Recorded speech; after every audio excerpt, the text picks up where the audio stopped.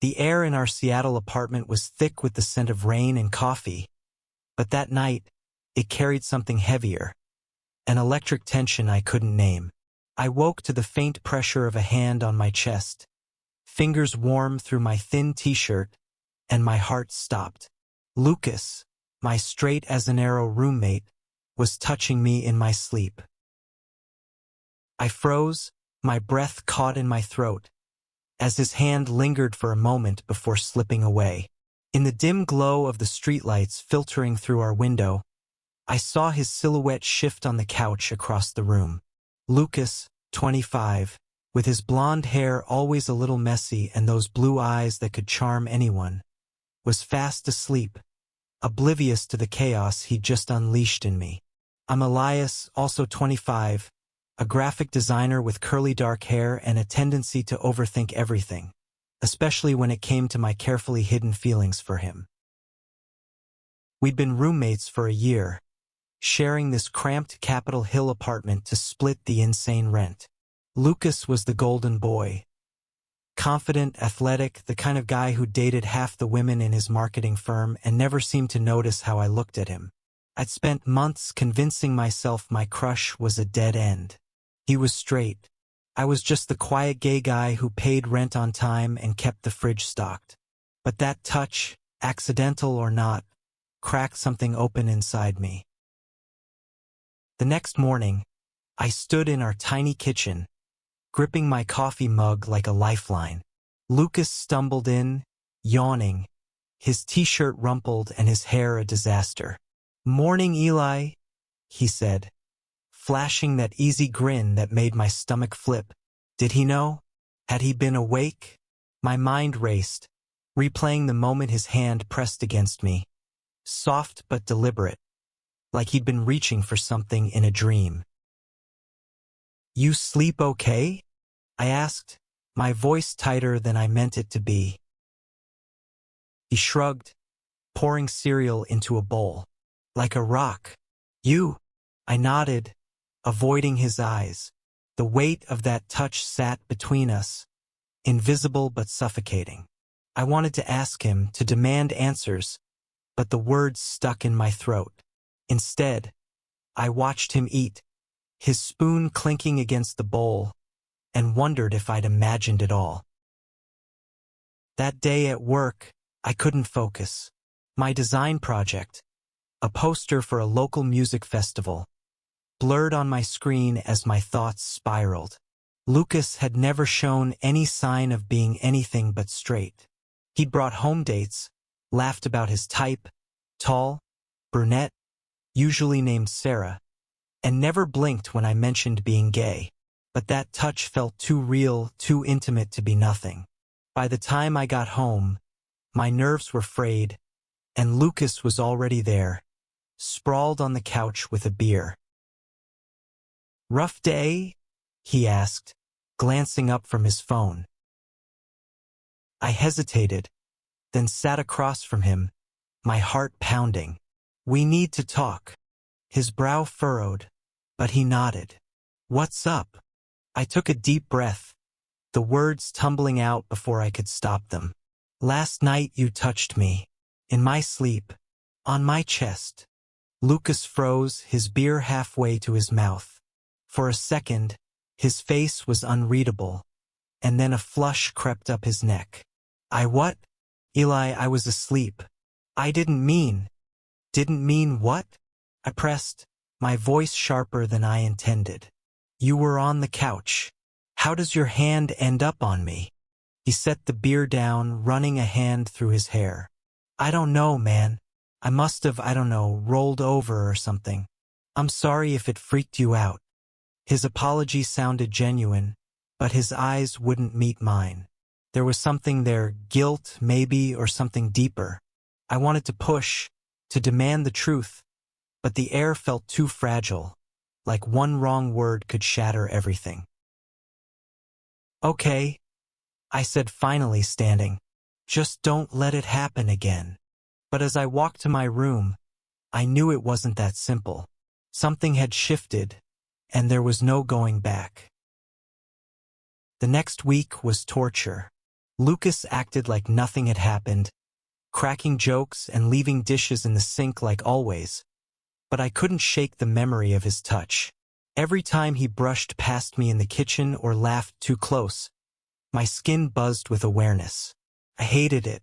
I hated how much I wanted it to mean something. I started avoiding him, staying late at the design studio or taking long walks through Pike Place Market, where the chaos of vendors and tourists drowned out my thoughts. But even there, I'd see something. A couple holding hands, a guy with Lucas's easy smile, and my chest would ache. I was falling for him, hard, and it was tearing me apart. One night, I came home to find Lucas sitting at the kitchen table, a bottle of whiskey and 2 glasses in front of him. He looked different, not his usual cocky self, but quieter, almost nervous.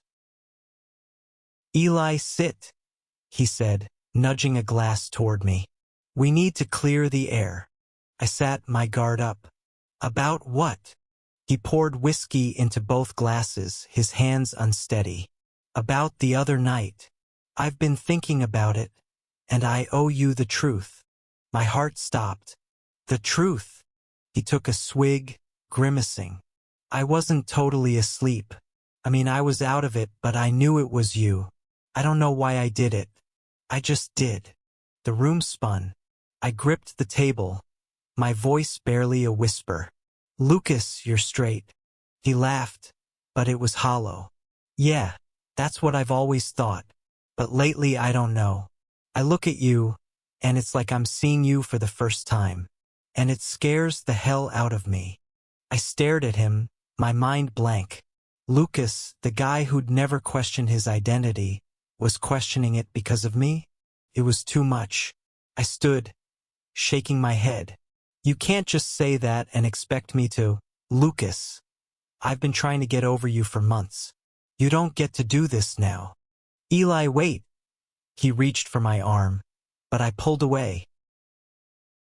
"I need space," I said, and walked out, my heart pounding so loud it drowned out his voice. The next few days, I crashed at my friend Mara's place in Fremont. Mara, 27, a non-binary barista with a shaved head and a knack for blunt advice, listened as I spilled everything. "Sounds like he's confused," they said, handing me a mug of tea. "But so are you. You've got to figure out what you want before you let him mess with your head." They were right, but it didn't make it easier. I wanted Lucas, had wanted him for so long it felt like part of me. But I didn't trust his sudden revelation. What if he was just curious? What if I was just a phase? When I finally went back to the apartment, Lucas was waiting. He looked like he hadn't slept, his eyes red-rimmed and his jaw tight. "I'm sorry," he said before I could speak. "I didn't mean to push you away. I'm figuring this out, and I don't want to lose you." I wanted to believe him, but doubt gnawed at me. "Lucas, you don't even know what you're feeling. How am I supposed to trust this?" He stepped closer, his voice low. "Because I'm trying. For you." We didn't talk about it again for days, but the tension was unbearable. Every glance, every accidental touch, felt like a spark ready to ignite. I caught Lucas watching me sometimes, his expression unreadable, and it drove me crazy. I wanted to grab him, shake him, kiss him, anything to break the silence. One night, we ended up at a bar in Belltown with some of Lucas's coworkers. I usually avoided these outings, but he'd begged me to come, saying it'd be like old times. The bar was loud, packed with 20-somethings and neon lights. Lucas was in his element, laughing with his friend Jake, a loud 26-year-old with a man bun who kept buying rounds. But I noticed Lucas's eyes kept drifting to me, lingering longer than they should. After too many drinks, we stumbled back to the apartment, leaning on each other to stay upright. In the elevator, Lucas turned to me, his face inches from mine. "Eli, he slurred. Why's it so hard to just say it? Say what? I asked, my heart racing. He didn't answer, just leaned closer, his breath warm against my cheek. For a second, I thought he'd kiss me, but the elevator dinged, and he pulled back, muttering, "Never mind." Inside the apartment, I couldn't take it anymore. "Lucas, stop," I said, grabbing his arm. "You can't keep doing this, saying cryptic shit and then backing off. What do you want?" He looked at me, his eyes glassy but intense. "You," he said, so quietly I almost missed it. "I want you." Before I could process it, he kissed me. It was messy, desperate, tasting of whiskey and regret, but it set my whole body on fire. I kissed him back, my hands in his hair, pulling him closer. For a moment, nothing else mattered. But then he pulled away, his face pale. "I can't," he said, stepping back. "I'm sorry, Eli, I can't." He stumbled to his room, leaving me standing there, my heart shattered. I didn't sleep that night, replaying the kiss, his words, the way he'd run from me. The next morning, he was gone before I woke up. Lucas avoided me for days, coming home late and leaving early. I felt like a ghost in my own apartment, haunted by that kiss and the look in his eyes when he'd said he couldn't. I threw myself into work, designing posters until my eyes burned, but nothing could drown out the ache. Mara dragged me to a queer poetry slam in Capitol Hill, hoping to distract me. The venue was a cozy basement with string lights and mismatched chairs, filled with people like me, queer, searching, a little broken. A poet named Sam, 24, a trans woman with a voice like honey, read a piece about unrequited love that hit me so hard I had to step outside to breathe. When I got home, Lucas was there, sitting on the couch with a bottle of water, looking more sober than he had in weeks. "We need to talk," he said, his voice steady. I braced myself. "Okay." He stood, pacing. "I freaked out because I've never felt like this before. Not with anyone. I've been trying to figure out who I am, and it's terrifying. But I know one thing. I care about you, Eli. More than I've ever cared about anyone." I wanted to believe him, but fear held me back. "Lucas, you can't just experiment with me. I'm not a test run." "I know," he said, stepping closer. "This isn't an experiment. It's real. I'm scared, but I'm here." He reached for my hand, and this time I didn't pull away. We stood there, fingers intertwined, the weight of everything unspoken hanging between us. For the first time, I let myself hope. The weeks that followed were a delicate dance. Lucas was trying, really trying. He came out to Jake, who took it better than expected, and started going to a support group for questioning men. I went with him once, sitting in a circle of strangers in a community center in Queen and listening as he talked about his confusion, his fear, and me. It was raw, messy, and beautiful. We started small. Coffee dates, late-night talks, holding hands when no one was looking. The first time we kissed sober, in the soft light of our apartment, it felt like coming home. But it wasn't perfect. Lucas still had moments of doubt, and I had moments of insecurity, wondering if he'd wake up one day and decide this wasn't for him. One evening, we sat on the roof of our building, the Seattle skyline glittering below us. Lucas turned to me, his face serious. "Eli, I don't know what I am. Something else. But I know I love you, and I'm done running from it."